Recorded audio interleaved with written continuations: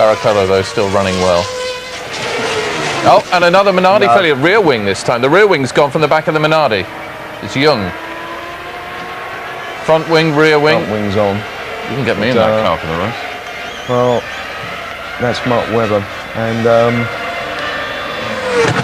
wonder what's happened now. That was Mark, was it? Let's brought the yellow flags out, but there's only a minute of the session left. Let's have a look now. We've got a replay. It's great to have these replays here. It just blows straight off. Oh dear.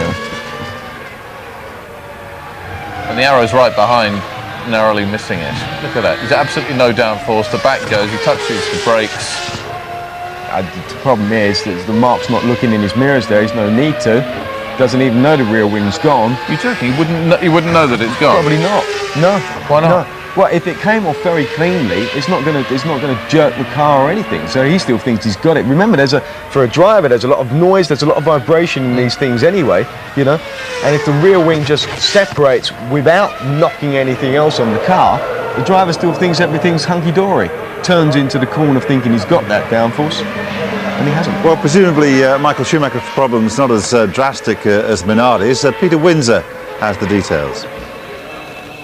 Yes, I do, but first I should just reiterate what I was saying earlier, that I think it's absolutely ludicrous that Minardi are running today. They certainly, in that time frame, they couldn't have had enough information to justify running. So I'm very surprised that they are doing so. But going on to the Ferraris, Michael reported that it wasn't anything mechanical, it wasn't an engine, it wasn't a gearbox, something perhaps in the electronics or hydraulics.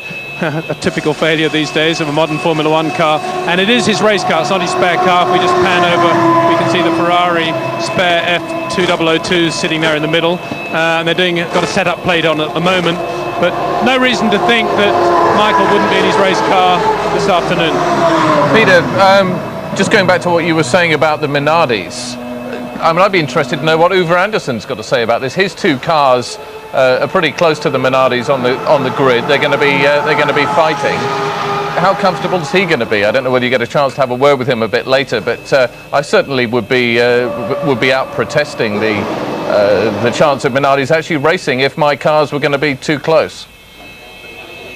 Yeah, I don't think it's just Toyota, it's anybody in the race, because it's not going to take Michael Schumacher too long to lap a Minardi. And as I said before, though, all the team owners here will respect Minardi's decision. If they think the cars are safe enough, they will not interfere, because everybody at some point of the year has a structural failure. These things happen in Formula One. So they won't get involved, and as we heard Paul Stoddart, he is 100% confident that they've solved their problems. But as I said earlier, if I was Paul Stoddart, I would not be running the cars today.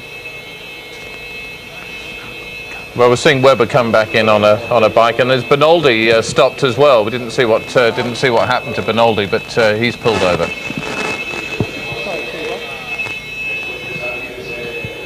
It could be that he hit some debris from the back of the back of the Minardis. It just blew off as it blew into three big pieces, and probably a lot of smaller ones as well.